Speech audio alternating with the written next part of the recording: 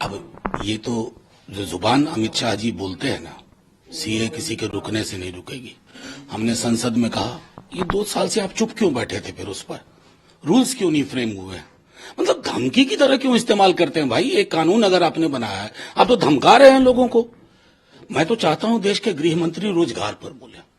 सरकार किस, आप तो देश के गृह मंत्री हैं। चलिए बाकी चीज रोजगार नौकरी की बात नहीं करूंगा। मणिपुर को महफूज रखना किसकी जिम्मेवारी है? गृह मंत्री का काम होता है घर को सुरक्षित रखना। आप असफल साबित हुए।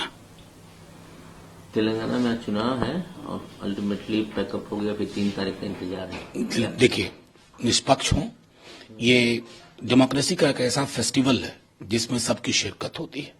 लोग बड़ी उम्मीद से इस दिन का इंतजार करते हैं। अब देखा जाए 3 दिसंबर को जनमत क्या निर्धारित करता है। पार्लियामेंट का जो कमिंग सेशन है विंटर का, उस पर लिस्टेड है आपको रिप्लेस क्रिमिनल लॉ। देखिए, ये बहुत दिन से ये चल रही है। पिछली बार इंट्रोड्यूस करके फिर उसके बाद कमेटी के पास भेजा गया था। तो हम देखते हैं, क्योंकि कई लोग जिन्होंने उसका अध्ययन किया है, करीब से देखा, वो कह रहे हैं कट पेस्ट जॉब बहुत है। नाम के अलावा कहीं कोई दिशा में कोई तब्दीली आई हो, ऐसा हमने देखा नहीं, सुना नहीं है अब तक।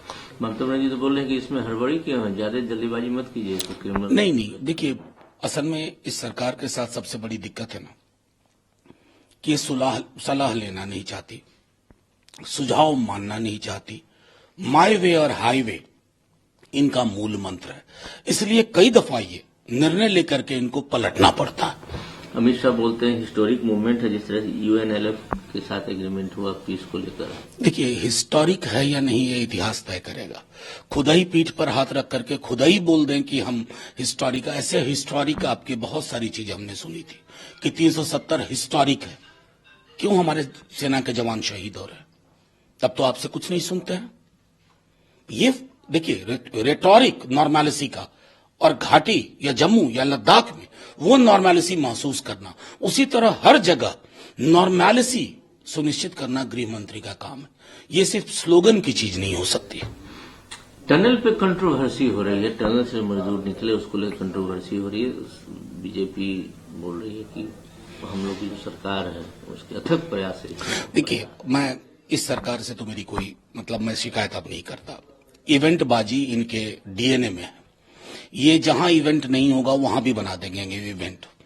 अगर ये 10 नौकरी देंगे ना तो उसका भी इवेंट बनाएंगे। टनल में जो जिंदगी मौत की जद्दोजहद चल रही थी, उसमें अंततः कौन काम आए? श्रमिक वर्ग के लिए श्रमिक आए। अब महत्वपूर्ण प्रश्न जो प्रधानमंत्री जी और तमाम बड़े नेताओं को देना चाहिए, इस टनल की परमिशन किसने दी थी? ये किस कंपनी का है? उस हिमालयन फ्रेजाइल जोन में इस तरह की कंस्ट्रक्शन की इजाजत क्यों मिल रही है? क्यों पूंजी के समक्ष सरकार नतमस्तक दिख रही है? इन सवालों के जवाब ज्यादा महत्वपूर्ण है इवेंटबाजी के अलावा। सोनिया गांधी ने मल्लिकार्जुन खड़गे की काफी तारीफ की, कहा कि ये परफेक्ट मैन है। क्या इसको संकेत समझा जाए? देखिए, मैं कल खुद भी कल वहां था। उनके 50 वर्ष के इलेक्टोरल कैरियर की बात हो रही थी और सबने उनकी उस भूमिका की सराहना की।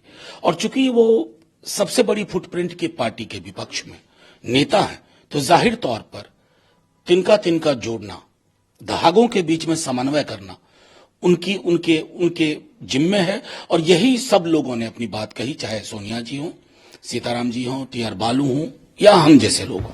मनोज झा जी, जिस तरह से भारत ऑस्ट्रेलिया का जो मैच वर्ल्ड कप फाइनल हुआ, ऑस्ट्रेलिया जीती, कश्मीर में कुछ स्टूडेंट उसको सेलिब्रेट कर रहे थे।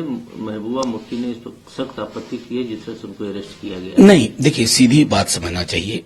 मेरी जहां तक जानकारी है, यूएपीए लगाया गया। यूएपीए को पढ़ने के बाद मान लीजिए आप इसको कह सकते हैं कि ये गलत किया, लेकिन ये आतंकी कार्रवाई में शामिल नहीं माना जाएगा ना। अगर कल को मैं न्यूजीलैंड की तारीफ कर दूं, बांग्लादेश की तारीफ कर दूं, यूएपीए लगा देंगे मुझ पर। आप संवाद करिए मुझसे, ऐसा नहीं होना चाहिए। लेकिन संवाद की जगह एक विवाद को आप जन्म दे रहे हैं। मैं समझता हूं इस तरह की हरकतों से ना हम बहुत छोटे मन वाले साबित होते हैं।